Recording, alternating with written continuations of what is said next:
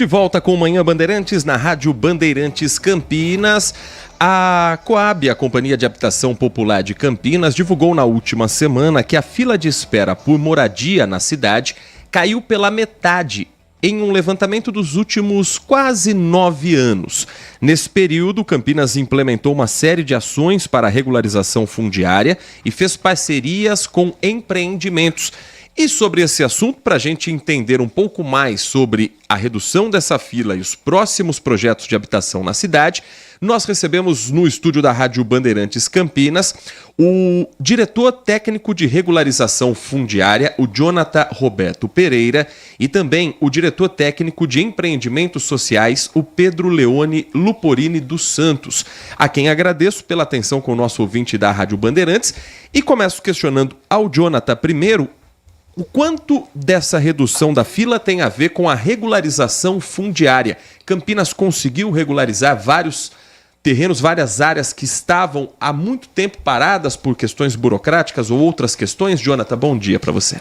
Bom dia, Heitor. Bom dia, pessoal da Rádio Bandeirantes. É interessante essa pergunta, né? Porque a gente fala que as ocupações são antigas, mas a lei é nova, né? É uma lei de 2017, né? Então a gente fala que ela está caminhando ainda no Brasil, né? E Campinas foi um dos poucos municípios que ela enfrentou desde o começo. Assim que a gente teve a aprovação em 2017, a Coab Campinas foi uma das referências em pegar e tentar entender como aplicar essa lei e ter sucesso. Hoje nós já fizemos mais de 16.200 matrículas registradas pelo processo da 13465. É um processo demorado, é um processo lento. Tirou um pouco da burocracia, mas tem muitas variáveis ainda, e a gente compatibilizou com o nosso cadastro, né? Então, das 16.200, 10 mil famílias também estavam no cadastro do nosso interesse de moradia, né? E antigamente, então, é interessante isso, que a gente dava a posse para as famílias. Hoje a lei dá a propriedade. Então, quando você tem a propriedade para essas famílias hoje, então automaticamente a gente atendeu essa fila, a gente atendeu essa família. Então, quando a gente cruzou os dados dessas famílias, nós retiramos do nosso cadastro. E o trabalho de redução fundiária de Campinas é um trabalho intenso, é um trabalho aí que demora, mas é um trabalho que virou uma política pública nossa hoje. Então, esse cruzamento de dados aí a gente conseguiu compatibilizar e retirar da nossa fila aqui 10 mil famílias pelo meio da REURB. E o quanto de novos empreendimentos tem também nessa redução da fila de espera? Pedro Leone Luporini dos Santos, diretor técnico de empreendimentos sociais da Coab, é quem responde para a gente. Bom dia para o senhor, Pedro. Bom dia. Agradeço a gentileza para poder participar desse programa. Bom dia aos ouvintes, a todos. De fato, como o Jonathan iniciou a conversa, nós temos 2 pilares aí participando na tentativa da redução da demanda de imóveis pelo município de Campinas. Com relação a empreendimentos de interesse social, foi criado uma legislação dentro desse governo. A última, de 2021, foi publicada uma lei que permitiu um incentivo significativo para os empreendedores com relação às condições de aprovação, quanto à agilidade, quanto a algumas condições referentes a parâmetros urbanísticos, que foi um incentivo gerando um aumento significativo na oferta de imóveis classificados como de interesse social. Ou seja, imóveis que contemplam a faixa de salário mais baixo da população. Eu acho que faz-se necessário um pequeno preâmbulo aqui nessa nossa conversa, que a Coab, na realidade, sempre foi vista como aquela companhia que tinha os sorteios, permitiam que as pessoas se inscrevessem e recebiam o imóvel através de um financiamento, mas isso se refere a 2, 3 décadas atrás. E nós sabemos que atualmente nós não temos, por parte do governo federal, pelo governo estadual, mesmo municipal, valores significativos de investimento na área habitacional. Então, essa gestão do governo Dário trilhou um novo caminho. Com essa nova legislação, viu-se que, com a parceria com a iniciativa privada, era possível criar-se condições para que a população de menor renda pudesse vir a adquirir seus imóveis. Nesse período que nós fizemos a apresentação de levantamento, foi feito agora são 5.126 unidades que foram disponibilizadas e também foram suprimidas do cadastro da Coab. Temos ainda uma perspectiva muito interessante, que com o incentivo que foi dado por essa legislação, nós temos uma previsão futura para esses próximos períodos, já com uma certa segurança, da criação de mais 36.506 unidades, que nesses próximos anos serão disponibilizadas e colocadas ao mercado para aquisição pelas famílias com a renda que se encaixa no processo do Minha Casa Minha Vida. Eu acho que ainda, complementando, essas unidades que estão sendo disponibilizadas, algumas já estão no mercado e ao próximo ano, os anos seguintes vão estar disponíveis, elas permitem, com o financiamento do governo federal, que é o Minha Casa Minha Vida, mais uma parcela que está havendo por parte do governo do estado, que é a Casa Paulista, que é um subsídio também, somado os dois, permite que a pessoa com uma renda hoje, na faixa de em torno de R$2.000, renda familiar, 2.000, 2.200, adquira um imóvel próprio com condição e saia do aluguel ou da moradia compartilhada ou numa situação de moradia, uma submoradia. Okay? Tiago Prudente, conosco na Rádio Bandeirantes Campinas, no Manhã Bandeirantes, Jonathan Roberto Pereira, diretor técnico de regularização fundiária da Coab, Pedro Leone Luporini dos Santos, diretor técnico de empreendimentos sociais da Coab. Bom dia, Jonathan, Pedro. Eu já vou fazer as duas perguntas já, porque aí um já responde na sequência do outro. Primeiro para o Jonathan, quando a gente fala de regularização fundiária, esse não é um problema só de Campinas, muitas cidades no Brasil vivem essa questão. Você mencionou da demora para se fazer a regularização fundiária. Eu queria saber quantas famílias ainda em Campinas aguardam a regularização fundiária e quais são os critérios para que essa regularização seja realizada. Eu estou pegando de exemplo, por exemplo, minha família, eu cresci na região do Recanto dos Dourados, divisa com Jaguariúna, ali na cidade de Campinas, e tem uma área que é uma área invadida, e até hoje as famílias aguardam a regularização fundiária ou a retirada das famílias, porque muito se diz que está numa área de APA, mas a prefeitura até hoje não se manifesta do que vai ser feito. Então, queria saber quantas famílias estão nessa situação e por que essa demora, o que trava essa dificuldade para fazer regularização ou a retirada das famílias, que dê uma solução para quem está ali e fica nessa insegurança.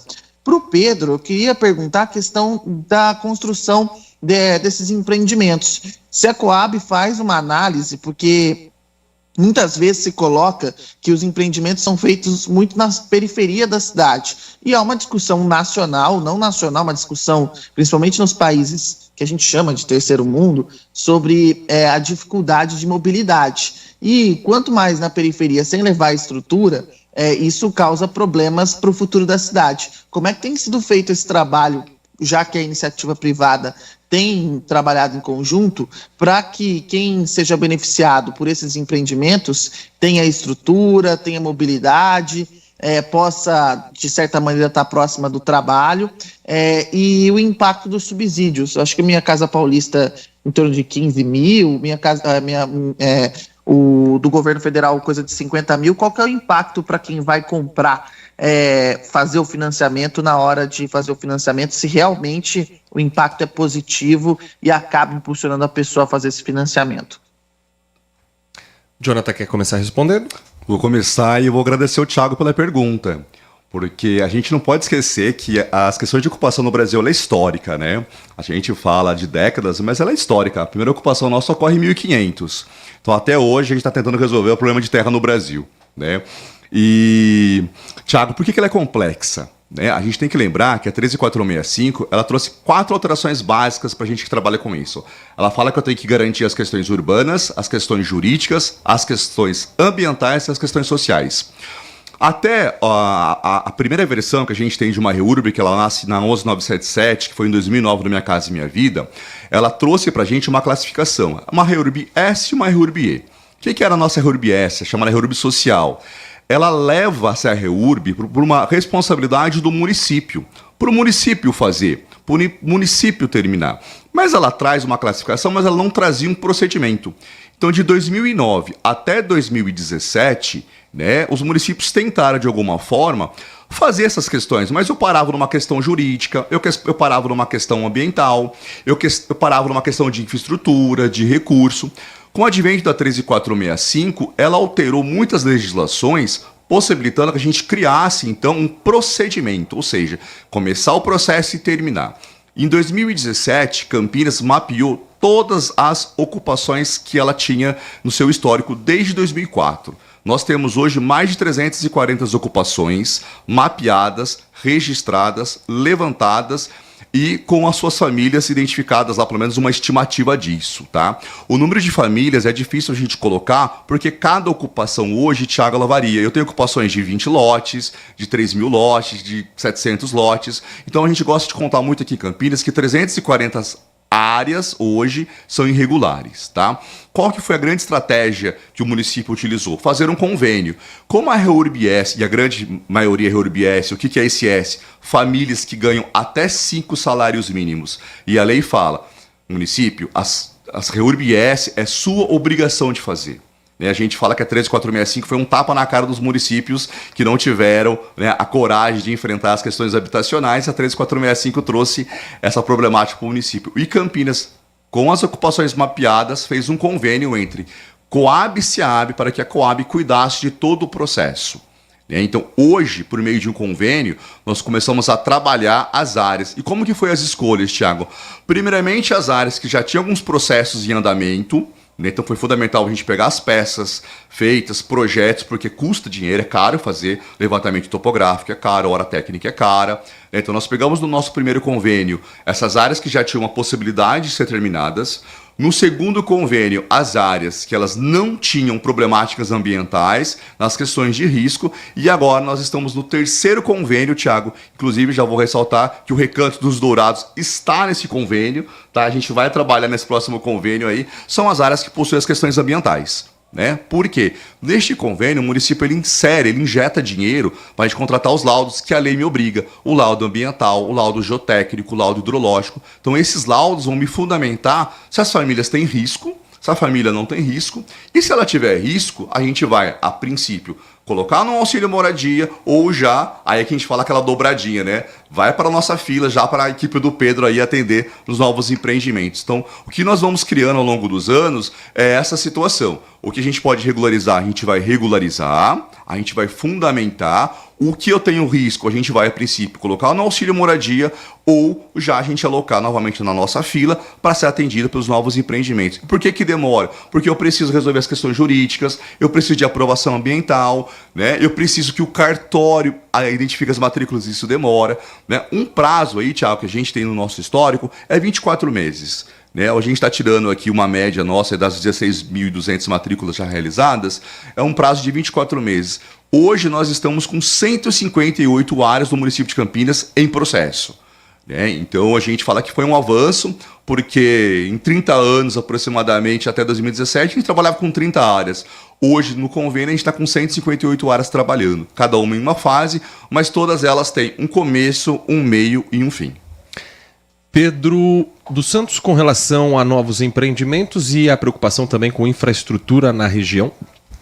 Então, respondendo a sua pergunta, primeiro acho bom considerar o seguinte: a lei anterior do município identificava áreas específicas para a implantação de empreendimentos de interesse social.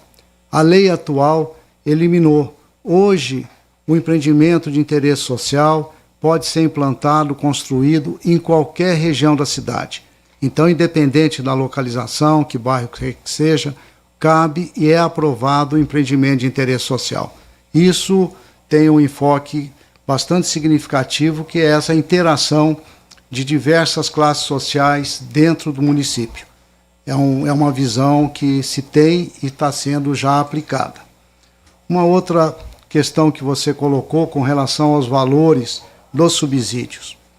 A Minha Casa Minha Vida tem um subsídio que vai progressivamente em função do salário. Menor salário, maior subsídio. Então, esses valores são bastante variáveis. Como você disse, 54, pode ser até acima disso hoje na legislação atual. Com relação à Casa Paulista, é dado o valor em função dos municípios. No caso de Campinas, o valor é de R$13 mil.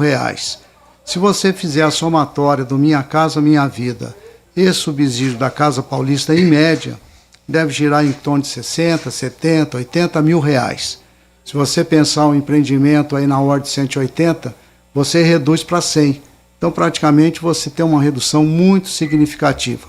Hoje, o que seria a prestação de um imóvel de 180 mil para um imóvel de 100 mil reais, você vê que reduz muito e permite que a população com uma renda de menor valor de salário familiar consiga concretizar seu sonho de adquirir seu imóvel, a sua casa própria. Nós estamos conversando com Jonathan Roberto Pereira, diretor técnico de regularização fundiária, e Pedro Leone Luporini dos Santos, diretor técnico de empreendimentos sociais, ambos da Coab, e que atendem aqui o nosso convite para falar sobre habitação em Campinas através da Companhia de Habitação Popular. Um assunto muito sensível em Campinas, que é pauta praticamente todos os dias também aqui no Manhã Bandeirantes, é o centro da cidade. A região central, ela tem um número muito alto de prédios abandonados, que muitas vezes são apontados como locais que poderiam servir para abrigar algumas dessas famílias que estão na fila de espera. Claro que isso não depende exclusivamente da Coab. Mas eu gostaria de saber de vocês se isso é debatido pela Coab, junto com a Prefeitura, com outras pastas na administração municipal, se há uma possibilidade legal de utilizar esses espaços e se há espaço físico para novos empreendimentos no centro de Campinas para um futuro próximo. Bom, vamos lá. A Coab Campinas participa das discussões do centro. A gente entende que é possível, sim, né, tanto dentro das questões de regulação fundiária ou os chamados retrofits, adequações, né, é que vocês estão com 2 engenheiros aqui, né, vocês não podem esquecer isso. Então, às vezes, né, tem uma necessidade técnica que precisa ser avaliada, que aí os engenheiros são os chatos da história, né. Mas é questão de segurança. Mas é uma questão de segurança, a gente vai sempre prever isso. Mas sim, a Coab participa, nós estamos estudando, sim, novos modelos também, né, nós participamos de congressos em outros municípios também, estamos pegando os modelos também para a gente fazer as adequações, retrofits, sim, e aproveitar e revitalizar o centro, né? Então a habitação, ela também está envolvida nessas questões também para trazer a nova vida para o centro. Agora, para novos empreendimentos, há espaço físico, Pedro? O que existe, espaço físico na realidade dentro do centro, existem algumas áreas ainda que estão disponíveis. Cito alguns exemplos para vocês. Por exemplo, atrás ali do Açaí, na região da avenida, que era o antigo Eldorado, tem uma grande área ali que está livre, disponível. Existem mais algumas áreas centrais, em frente àquela área tem um outro estacionamento grande. Então existem algumas áreas que poderão ser utilizadas. O que ocorre é o seguinte, é a valorização da terra. Então, Campinas é uma das cidades que tem uma dificuldade, isso aí colocado pelos empreendedores, que é o custo da terra. E na região central, o valor era bastante alto. Hoje, infelizmente, pelas condições do centro, esse valor foi reduzido, está menos valorizado. Então, existem alguns estudos para a ocupação dessas áreas, com empreendimentos que poderão atender empreendimentos habitacionais de interesses sociais, eventualmente também empreendimentos que estariam dentro, vamos dizer, de um conceito mais moderno, mistos, que agrega habitação, agrega serviços, isso aí faz um cômputo do valor final do empreendimento mais equilibrado. E também existe a possibilidade da utilização de alguns edifícios, que até o Jonathan comentou aqui, que aí existe a análise técnica das condições da estrutura e desses prédios, alguns em boas condições, alguns que estão, de certa forma, não abandonados, quer dizer, estão fechados, têm propriedade com relação a ele, mas fechados, e alguns que estão invadidos. E esses aí fariam parte, provavelmente, dentro desse contexto geral de aproveitamento de áreas do centro, que poderiam ser direcionadas para a diminuição dessa nossa demanda de habitação de interesse social e, logicamente, a ocupação da região com habitação se dá uma nova vida. Isso daí também contribuiria para a revitalização do centro. São 10 horas e 44 minutos. Ouvinte da Rádio Bandeirantes participa conosco também. Tem uma pergunta enviada pelo nosso WhatsApp 97102-1493. Gostaria de pedir que vocês acompanhassem e acho que é um ponto importante também para a gente trazer para o nosso debate. Bom dia a todos, Didier Alê, Heitor Fredo, Thiago. Eu gostaria de fazer uma pergunta aos entrevistados, que é o seguinte. Finalzinho de 1997 para 98, nós tivemos uma grande enchente, estourou um tanque na nascente e quase devastou aquele bairro Jardim Belmonte, em Sousas, tá? Na época a Coab foi lá e fez uma lista de inscritos para casa própria, tanto ali como no beco do Mocarzel.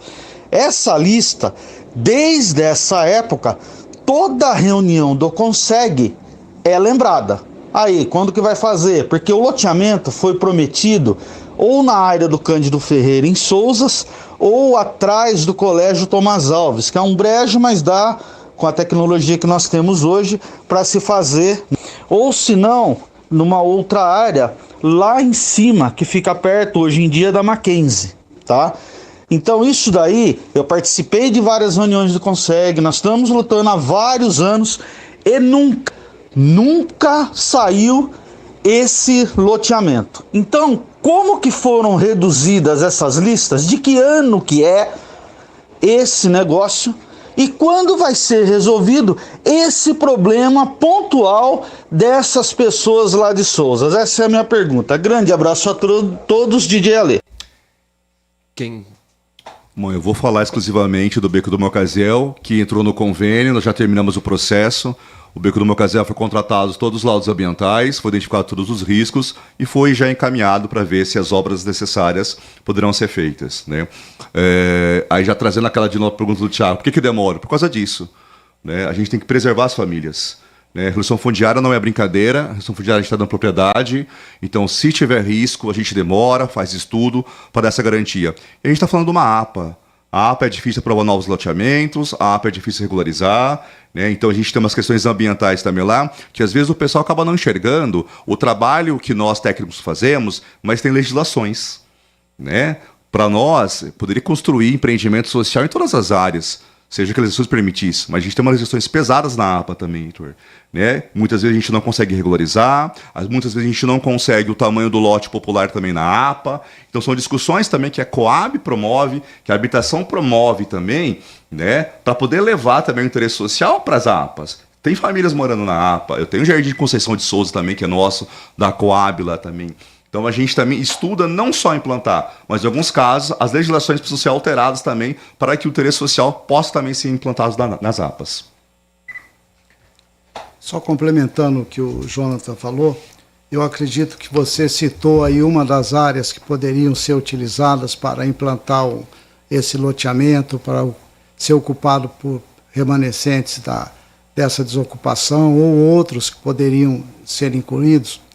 E a área que você disse aí da região do Mackenzie é uma área que é pública, que foi dada dentro do loteamento principal que há naquela região. E o que acontece é o seguinte, tem uma definição, como foi lembrado pelo João, de legislação. Então, naquela região ali de Sousas, existe uma limitação quanto à área dos lotes. Então, os lotes nossos, que nessa nossa legislação nova aqui, permite a partir de 90 metros quadrados, que é para poder diminuir o valor final do lote, e é viável a ocupação, a construção de uma unidade. Nessa região de Sousas, você não pode fazer lotes com área inferior a 1.000 metros. Então, o que acontece? Torna-se inviável.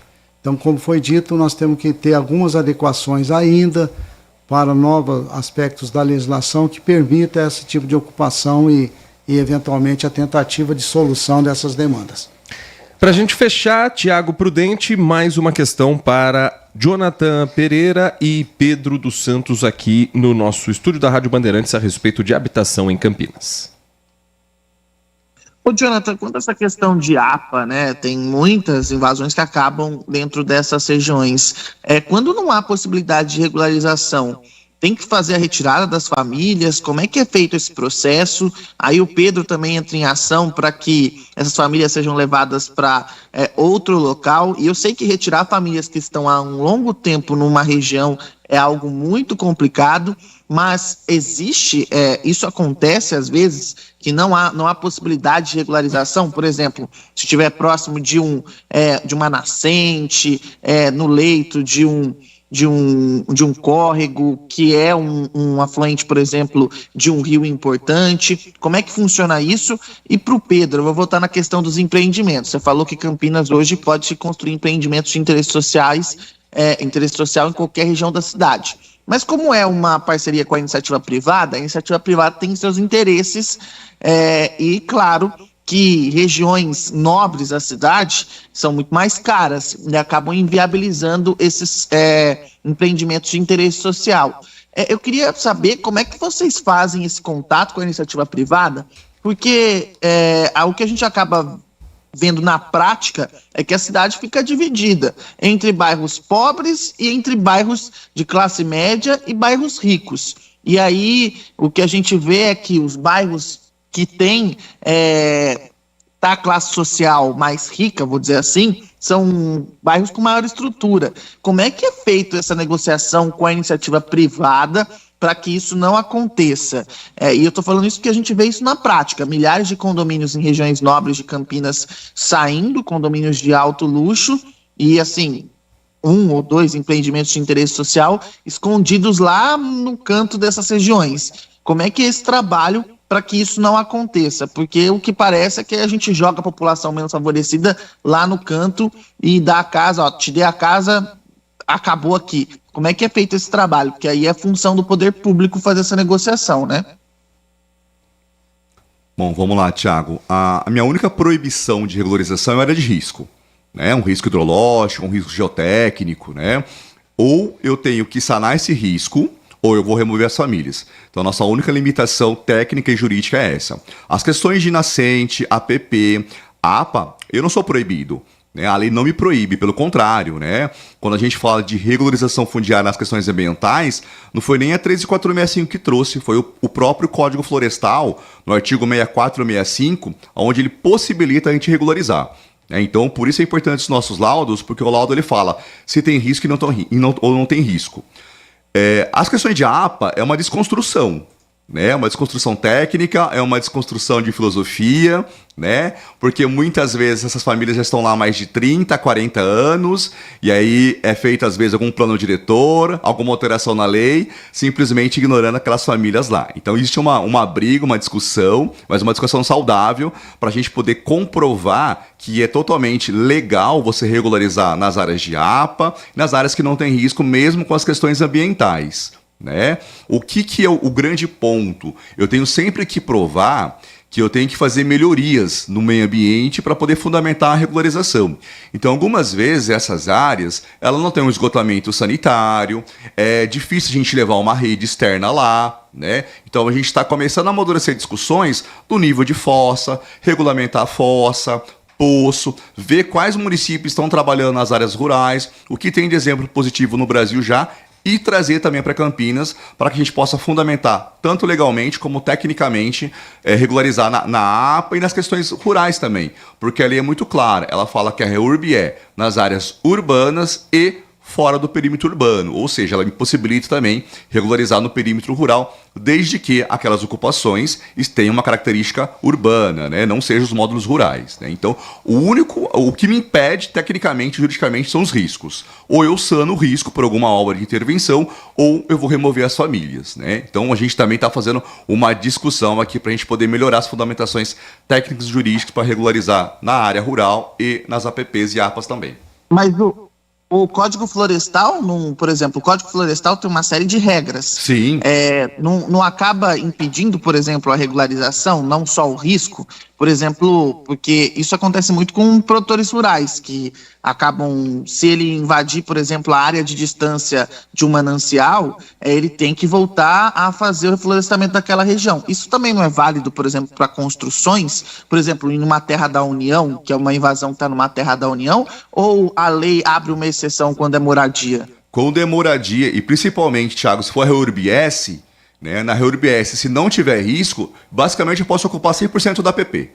Tá? Se não tiver risco, a gente pode ocupar. Se estiverem construídos, consolidados, a gente pode fazer a regulação fundiária. Agora, no 65, que é a REURB-E, que é o específico, aí sim, ela traz todo o processo de compensação ambiental, que é o correto, né? A REURB-E são famílias, loteamentos que ganham acima de 5 salários mínimos. Então, eu acho que a lei ela é muito correta nesse ponto. O que é social, vamos regularizar. O que é E, mas teve uma ocupação dentro da APP, né? Ela vai trazer todo o hall de projetos para a gente fazer as compensações ambientais. 10 horas e 55 minutos. Quer completar, Pedro? Eu vou complementar o questionamento que ele fez, que eu achei interessante.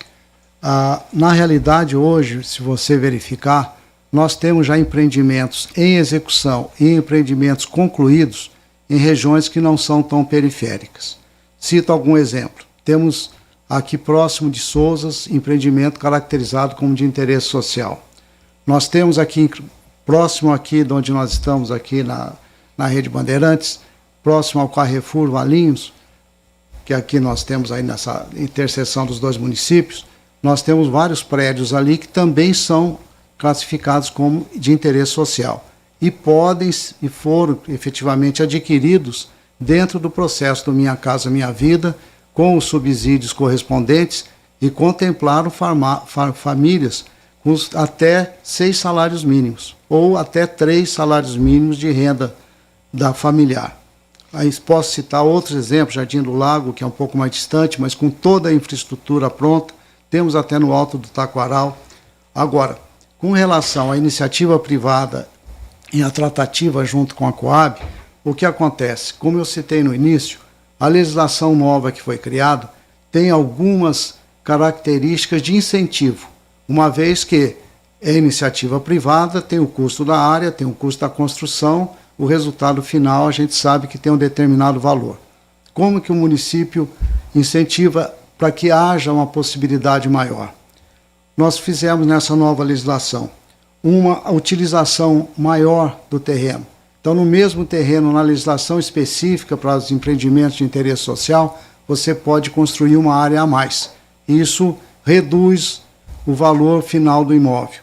Também nós temos aqui a possibilidade do número de vagas de garagem, que pode ser reduzida. Hoje, uma vaga de garagem no mercado corresponde a R$15 mil, provavelmente, em média.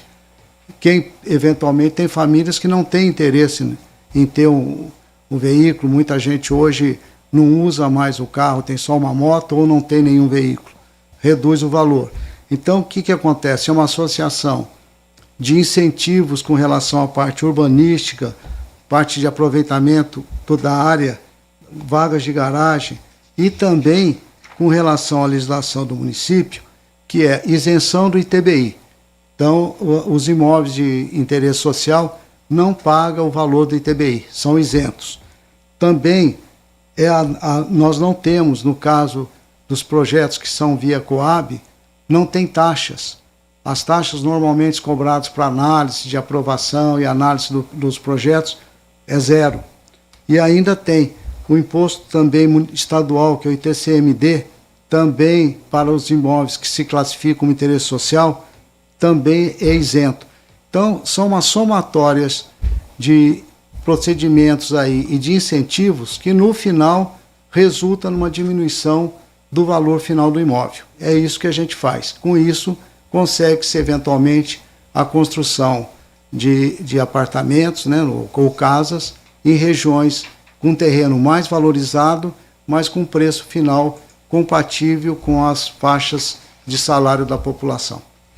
Nós conversamos no Manhã Bandeirantes com o Jonathan Roberto Pereira, diretor técnico de regularização fundiária da Coab, Pedro Leone Luporini dos Santos, diretor técnico de empreendimentos sociais também da Coab, falando sobre a situação da habitação em Campinas, os projetos para o futuro e essa fila de espera reduzida nos últimos anos.